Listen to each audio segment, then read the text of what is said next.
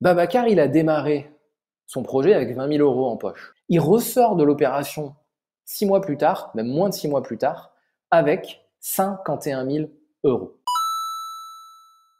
Et bonsoir tout le monde, bonsoir à tous, bonsoir à toutes. Bienvenue dans cette masterclass. On a vu quand même beaucoup de choses et de choses qui vont vous servir et que vous allez pouvoir mettre en pratique. On va s'intéresser maintenant à la fameuse plus-value. Quelle sera votre plus-value? Et pour ça, on va prendre un exemple concret. On va parler d'Alexandre. Alexandre, personnage fictif, hein, le personnage, le jeune homme avec un grand sourire qu'on voit derrière. Alexandre, quel va être son plan d'action pour aller réaliser une plus-value? La première étape pour Alexandre, ça va être de définir son budget avec précision. Son budget, Alexandre, lui ici, dans notre cas, ça va être 200 000 euros. Alors, je sais qu'on entend dans beaucoup d'endroits, il y a beaucoup de formateurs qui disent oui, définir un budget, c'est pas impératif, c'est le projet qui définit après le budget, on va pas voir le banquier les mains dans les poches, etc. Je partage, je suis d'accord, surtout sur le marché traditionnel. Malgré tout, aux enchères, il ne faut pas oublier une chose, oui, on peut faire appel au financement à l'emprunt bancaire, mais si on se retrouve le bec dans l'eau avec un refus de prêt, on est quand même obligé d'acheter. Il n'y a pas de clause suspensive qui sera relative à l'obtention du prêt. On ne peut pas se dédire parce qu'on n'obtient pas son prêt. Donc c'est important quand même d'être assuré et de faire valider son budget avant. Ça n'empêche que si le projet est un peu plus grand derrière, on va pouvoir l'augmenter potentiellement et puis éventuellement se débrouiller, aller trouver des associés ou autres dans le délai parce qu'il y a quand même un délai de 2 à 3 mois pour payer. Mais il n'empêche que voilà, définir son budget avant, c'est important. Donc Alexandre, il définit son budget, il a 200 000 euros. Maintenant, Alexandre, il va se poser la question, il va aller chercher sur son secteur, sur le marché traditionnel, quels sont les biens accessibles pour ce budget de 200 000 euros. Donc 200 000 euros maximum, il a quoi? Peu ou prou. Est-ce que c'est des maisons sur... Alors, il y aura forcément des maisons, sans doute, sauf s'il est sur des secteurs qui coûtent très cher. Pour 200 000 euros, qu'est-ce qu'il a comme maison? Dans quel quartier? Est-ce que ces biens-là sont plutôt liquides sur le marché? Est-ce que c'est des appartements? Si oui, de quelle taille? Dans quel type de copro? Ou surtout dans quel quartier? Sur quel secteur? Sur le marché traditionnel.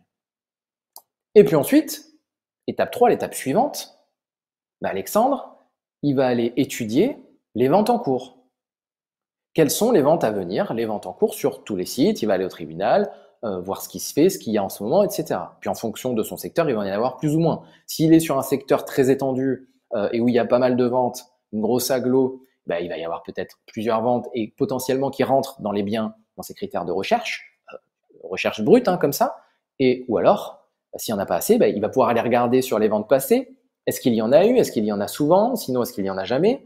Et s'il y en a eu, à quel prix ça s'est vendu? Est-ce que ça plutôt se vend trop cher ou à son prix? Ou est-ce qu'au contraire, c'est des biens effectivement à potentiel qui partent en dessous de leur valeur? Et puis, Alexandre, comme il est intelligent, il va se dire, OK, j'ai un budget de 200 000, OK, mais c'est mon budget maximal. Est-ce que je suis obligé d'y aller au budget maximal? Pas du tout. Donc, je peux regarder dans les enveloppes en dessous, est-ce qu'il y a des biens à potentiel? Avec les questions qu'on a vues tout à l'heure en point numéro 2, les différentes questions à se poser. Et parmi ces biens-là, est-ce qu'il y a des biens qui cumulent plusieurs points, qui répondent favorablement à plusieurs questions qu'on s'est posées, pour cumuler les avantages, pour diminuer la concurrence encore et toujours? Et donc Alexandre, il va travailler intelligemment, comme vous l'avez peut-être déjà fait ou comme vous allez le faire après ce webinaire, après cette masterclass. Et Alexandre, il va se dire, OK, j'ai trouvé un bien. Et il choisit un bien. Il choisit un bien avec du potentiel et en dessous de son budget. Et là, en l'occurrence, Alexandre, pour notre exemple, il va choisir un appartement qui est vendu avec une cave sur la commune des Lilas, donc en Seine-Saint-Denis, qui est mis à prix 30 000 euros. Alors là, vous allez me dire, il est carrément bien en dessous de son budget. Non, attention, il ne faut pas confondre valeur du bien et mise à prix. J'insiste là-dessus, je pense que vous le savez, mais je le redis parce que c'est très important, la mise à prix, elle ne veut rien dire. C'est le prix de départ. Donc elle ne veut vraiment rien dire. Et puis Alexandre, il est intéressé par ce bien. Et pourquoi c'est un bien potentiel? Pourquoi est-ce que ça l'intéresse? Parce que ce bien-là, il est occupé, cet appartement. Et parce que non seulement il est occupé, mais il a étudié le dossier sur les documents, et il se rend compte que dans les documents, il n'y a pas de photo du bien. Donc il faut aller sur place nécessairement en visite pour le voir. Donc il est occupé, il n'y a pas de photo, et en plus il y a peu d'informations. Il n'y a pas d'infos notamment sur la copro. On n'a pas le montant des charges, on n'a pas les derniers PV d'AG et on n'a pas le règlement de copro.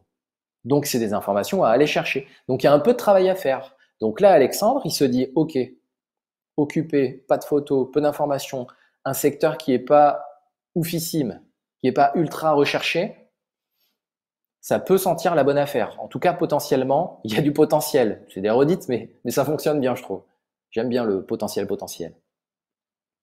Potentiellement, il y a du potentiel. Donc, il va aller visiter Alexandre. Donc, il va travailler. Ce sera quoi son plan d'action, Alexandre? Tiens, quelques secondes avant que je bascule à la slide suivante, ce serait quoi, vous, votre plan d'action? Là, maintenant que vous savez ça, c'est quoi les étapes suivantes? Les 3 étapes qui vont suivre? Qu'est-ce qu'il va faire et dans quel ordre? Réfléchissez-y, je vous laisse quelques secondes.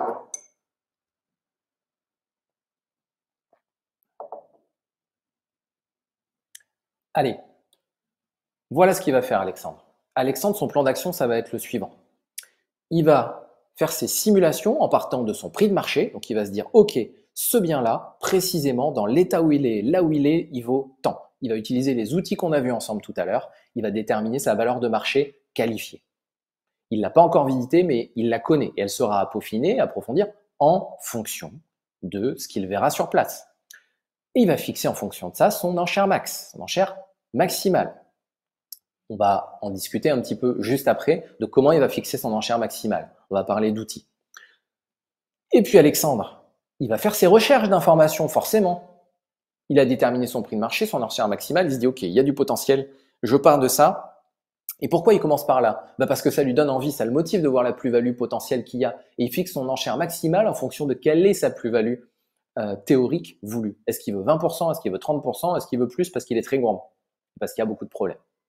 Et il va faire ses recherches d'informations auprès du commissaire de justice, auprès de l'avocat. Il va se rendre sur place. Il va appeler le syndic de copro aussi. Bref, il va faire son enquête de quartier. Il va faire beaucoup de choses. Et puis, il va aller visiter. Et visiter, ça va lui servir non seulement à compléter les informations qu'il a déjà obtenues grâce à ses coups de fil ou à sa première visite sur place, peut-être qu'il a faite, mais la visite, elle va aussi lui servir à jauger la concurrence. Et si là, il se dit, il y a peu de monde, voire il n'y a personne, on n'est que 2-3, là, ça commence à sentir bon. En tout cas, ça sent bien meilleur qu'à la base. Il se dit, OK, pour l'instant, j'ai bien bossé. Et donc là, à partir de tout ça, dernier step, il va prendre sa décision et il va aller enchérir. Prendre sa décision, donc de l'enchère maximale. Est-ce que je vais enchérir déjà ou pas? Fixer son enchère maximale définitive en fonction de tous les détails qu'il a, de tous les frais, etc. Et il va aller enchérir. Comment est-ce qu'il va fixer son enchère, Alexandre? Comment est-ce que vous pouvez fixer votre enchère? Est-ce que vous me suivez jusqu'à présent? Est-ce que ça va? Est-ce que ça avance pour vous? Est-ce que ça vous paraît clair? Ok, alors on poursuit. Donc comment est-ce qu'il va fixer son enchère? Comment est-ce que vous pouvez fixer votre enchère? Votre enchère, donc vous allez partir ici de votre valeur de marché du bien. Ça, c'est des captures d'écran. Je ne vous ai pas mis l'écran complet, bien sûr. C'est des captures d'écran du fichier que j'utilise et que je partage aux gens que je forme et que j'accompagne. Je vais vous expliquer comment ça marche. Il y en a plusieurs. Celui-ci, c'est le plus synthétique et le plus poussé à la fois. Si vous découvrez la chaîne avec cette vidéo, 2 mots pour me présenter. Je m'appelle Guillaume Virondeau et j'ai 37 ans. J'ai exercé la profession d'huissier de justice durant 6 ans et j'ai revendu mon étude en janvier 2021. Pour être plus libre d'abord et plus aligné avec mes valeurs personnelles. L'immobilier a été déterminant dans ce changement de vie, tellement déterminant que j'en ai fait mon activité. J'ai créé en janvier 22 mon cabinet d'expertise indépendant et je suis aujourd'hui expert immobilier agréé et inscrit sur les listes de la Cour d'appel de Limoges. J'investis activement dans l'immobilier depuis 2019 et depuis 2021 grâce aux enchères. Après avoir été un des maillons de la procédure et avoir participé activement à plus de 150 procédures de vente en tant qu'huissier, j'ai développé mon expertise dans ce domaine en tant qu'investisseur. En mars 2023, j'ai publié un livre sur le sujet pour démocratiser ce type de vente auprès des investisseurs et j'ai créé une newsletter mensuelle dédiée exclusivement à l'univers des enchères. Tout ça m'a amené à partager mes connaissances lors de divers événements et depuis près d'1 an à accompagner des investisseurs et des marchands de biens dans leurs premiers achats aux enchères. Il va rentrer la valeur de marché du bien, éventuellement ses travaux s'il y en a, sa valeur moins ses travaux, et puis il va calculer la décote qu'il veut en fonction de la plus-value qu'il veut.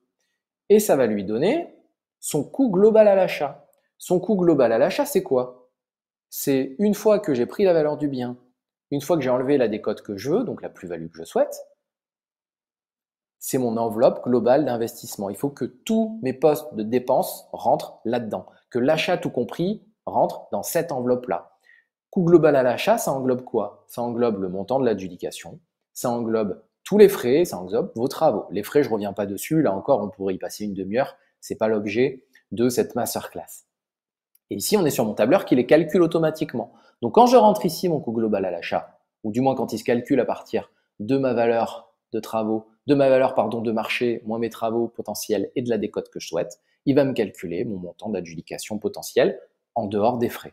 Donc ça, c'est le montant de l'enchère max pour Alexandre. Alexandre, il sait que sur cet appart-là, en fonction de la valeur, alors en l'occurrence, c'est pas la valeur de marché de l'appartement précédent nécessairement, hein. Là, j'ai pris une capture d'écran d'un bien sur lequel je travaille en ce moment.